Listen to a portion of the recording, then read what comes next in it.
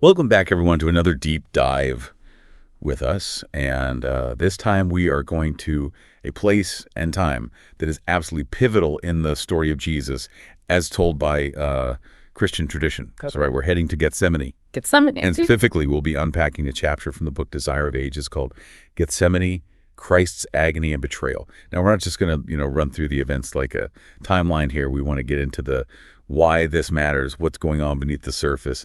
I think that's a great approach because for people who maybe haven't read this chapter recently or aren't as familiar with the story, it can seem a bit confusing, right? Absolutely. Like, why is this garden so important? What's with all the emotional intensity? You know what strikes me right away reading this chapter is the contrast it sets up.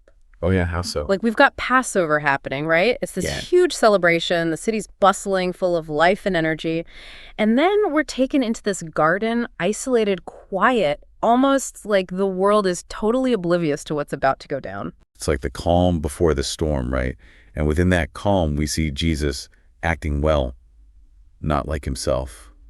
He's uncharacteristically quiet. He's weighed down by something the disciples just don't get.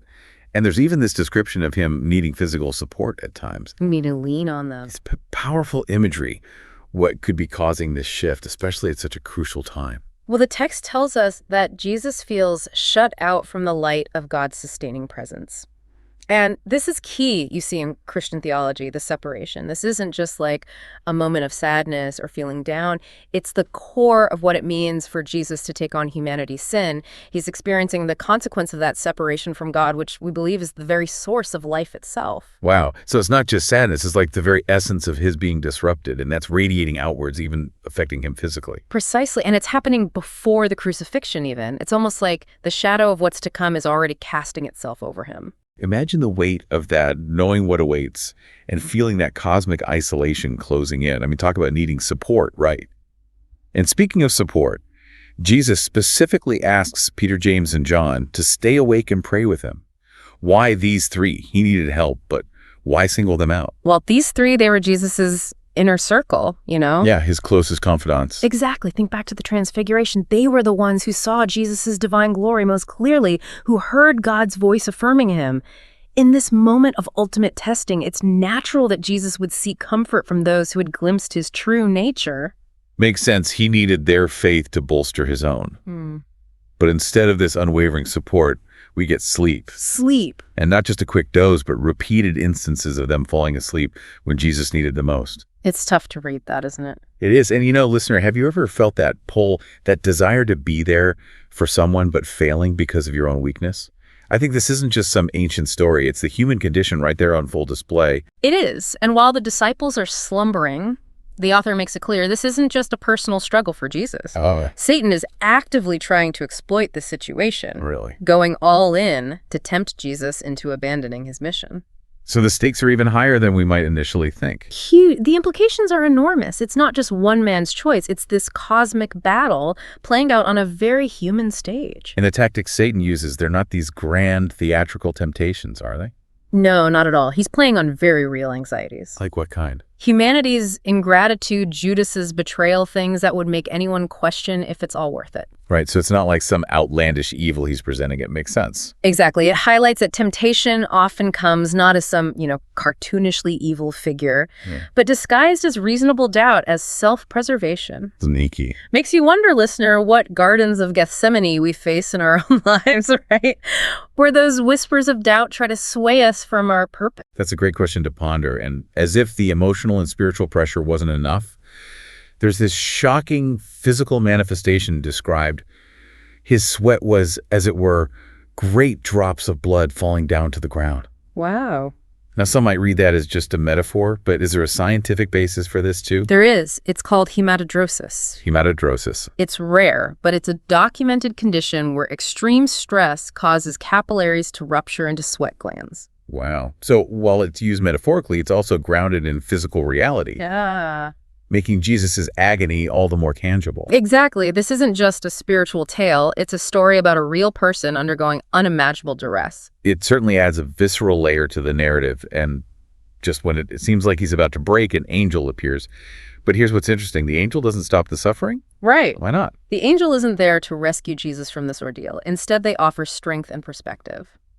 pointing to the future, the souls who will be saved through his sacrifice. So it suggests that divine support isn't about eliminating pain, but empowering us to endure it, to see beyond the present agony to the greater purpose. Exactly. That's a profound shift in how we might view those moments in our own lives when we feel overwhelmed, right?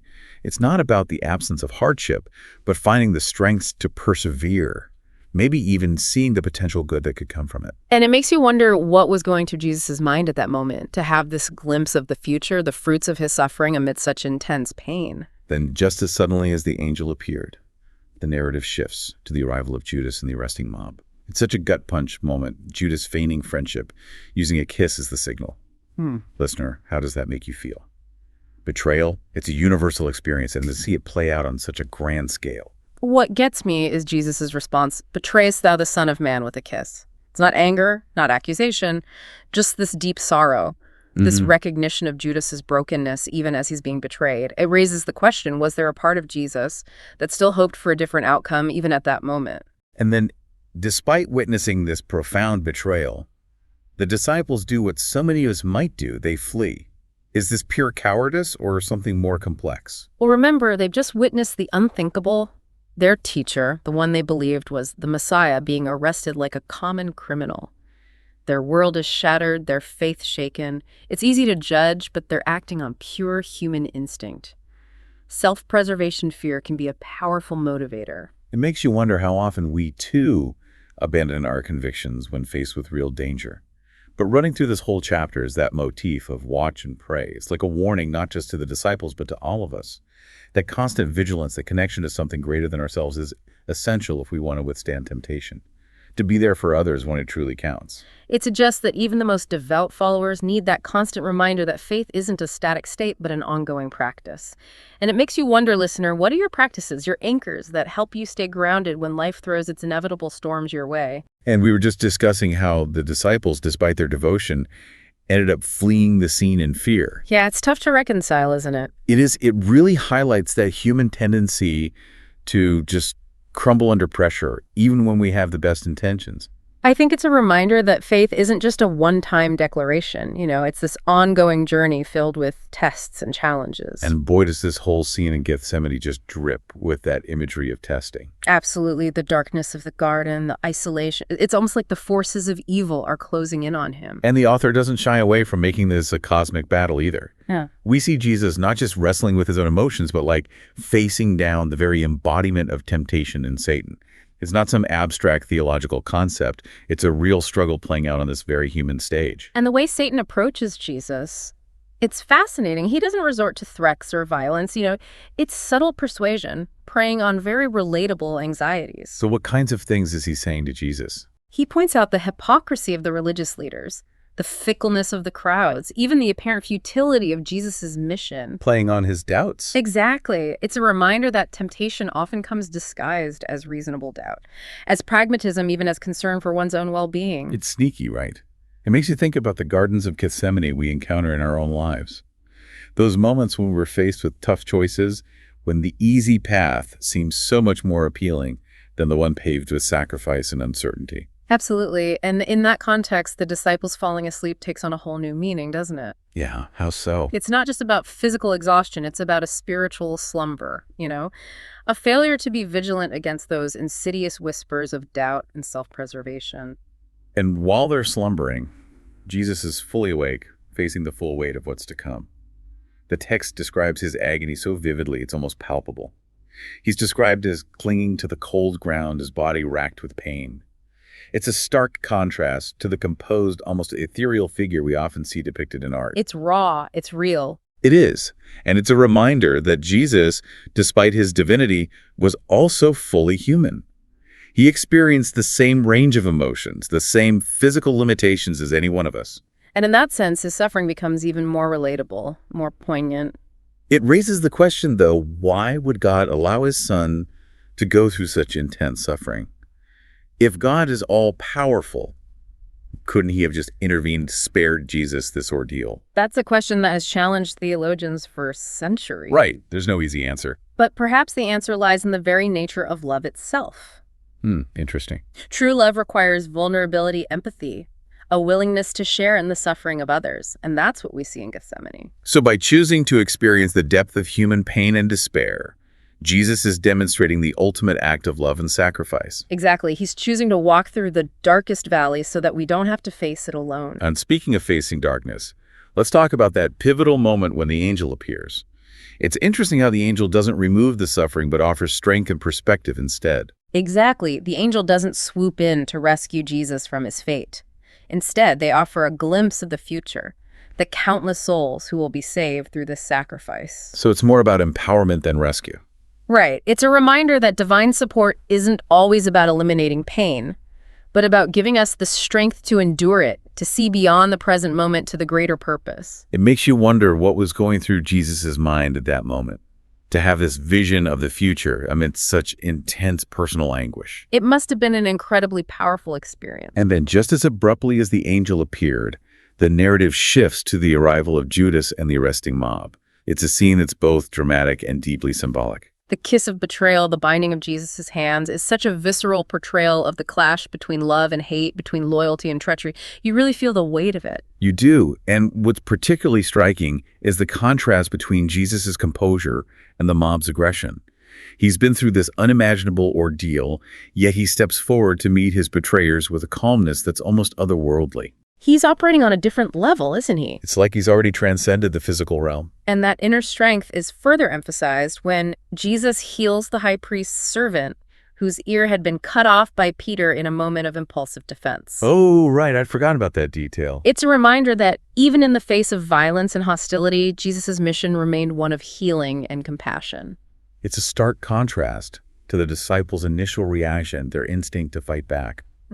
But Jesus gently rebukes them, reminding them that true victory isn't won through violence, but through obedience to a higher purpose. It's a powerful lesson, and then in a moment of profound selflessness, Jesus tells his disciples to flee, knowing that his arrest is inevitable and wanting to spare them from the same fate.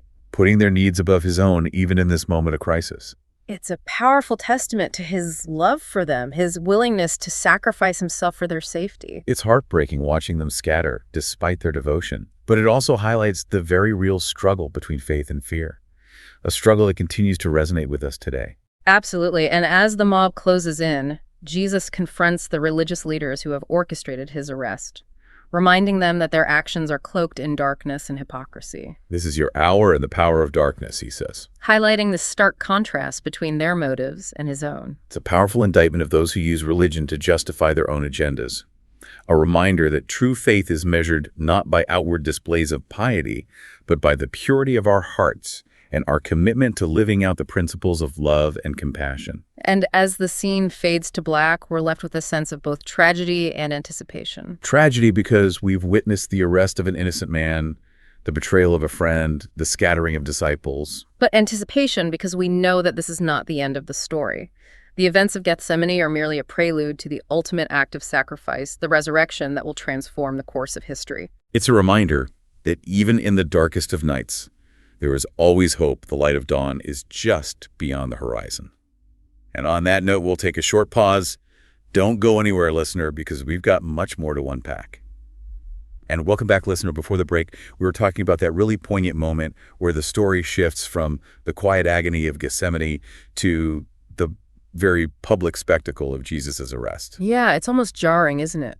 It is. There's this stark contrast between the spiritual battle he's just endured, and then suddenly it's all about earthly power dynamics. And it's not just any earthly power. The author is really highlighting the religious authority here. Right, it's the high priest and the temple guards. Exactly, and the way they're operating under cover of darkness, using Judas as their pawn, it really exposes the hypocrisy at the heart of their actions. Yeah, they're so eager to condemn Jesus, yet their methods are anything but holy. Right. It's like they're intimidated by the very light he represents, so they resort to these shadowy tactics, literally and figuratively. It makes you think, how often do we see this even today? Institutions claiming moral high ground, but resorting to similar means when their power is threatened. All the time, unfortunately. It's a reminder to be discerning, to not just take things at face value, but to really examine the actions behind the words. Absolutely. Now, we can't talk about this scene without addressing Judas's role. The text doesn't pull any punches, describing him leading the mob, giving them the sign, "Whomsoever I shall kiss, that same is he." hold him fast. Chilling. It's almost like by using the kiss, Judas isn't just betraying Jesus, but profaning the very idea of love and loyalty. It adds this extra layer of tragedy to his character. And the text doesn't give us easy answers about his motivations either. Right. Was it purely greed? Disillusionment? Or was there some misguided belief that he was forcing Jesus's hand, that this would somehow spark a messianic uprising? It's a question that's haunted readers for centuries. And we're left to grapple with that, the darkness that can reside even in those closest to us. And how easily good intentions can be twisted. Exactly. But just when it seems like this is the moment of utter defeat, there's this incredible detail that's easy to miss the angel's intervention. Oh yes, right as the mob is about to seize Jesus, an angel descends, radiating this brilliant light that the whole crowd falls back stunned. It's like a scene straight out of a vision. This powerful being momentarily shielding Jesus from harm. It almost makes you think, okay, here's the escape. God's going to swoop in and rescue him. Yeah. But that's not what happens at all. And that's what's so profound. Jesus could have fled. The angel has created the opportunity, but he chooses not to. So he's not a victim in this situation. No, he's actively choosing to embrace his fate, knowing the greater purpose it serves. That completely reframes our understanding of surrender, doesn't it? It does. It's not about weakness or defeat. But a deep alignment with a higher purpose, even when it involves tremendous personal cost. It makes you wonder, listener, what are those moments in our own lives where we're called to surrender, not to our detriment, but to something larger than ourselves? What causes are worth that level of commitment? That's a powerful question. And as the mob recovers from their shock, they bind Jesus' hands. The very hands that healed the sick, comforted the afflicted, offered symbols of compassion. It's such a poignant juxtaposition, isn't it? It is this image of powerlessness, but it also speaks to the limitations of physical force. Because even though his hands are bound, Jesus' true power, his message of love and forgiveness, those can't be contained. And we see that play out as he's questioned before the religious authorities. He doesn't resort to anger or self-defense, but speaks with a clarity and a conviction that ultimately exposes their hypocrisy. This is your hour in the power of darkness, he tells them. It's a chilling indictment, but also a reminder that darkness can't extinguish true light. You can only reveal it more brightly. So listener, as we come to the end of our deep dive into Gethsemane, we're left with this complex mix of emotions. There's sorrow for the suffering. Jesus endured the betrayals he faced, the fear that scattered even his closest followers. But there's also this undeniable thread of hope. Yes, Gethsemane isn't the end of the story. It's a prelude to the transformative power of resurrection of love, triumphing over hate. And it's a story that continues to speak to us today, reminding us that even in our darkest moments, there's always the possibility of redemption, of choosing a path of courage and compassion, even when it costs us dearly. And perhaps that's the most enduring lesson of Gethsemane. The recognition that true strength lies not in avoiding hardship, but in facing it with grace, with a deep commitment to our values, and with the understanding that even in the face of seemingly insurmountable odds, hope always has the potential to bloom anew. Thank you for joining us on this deep dive.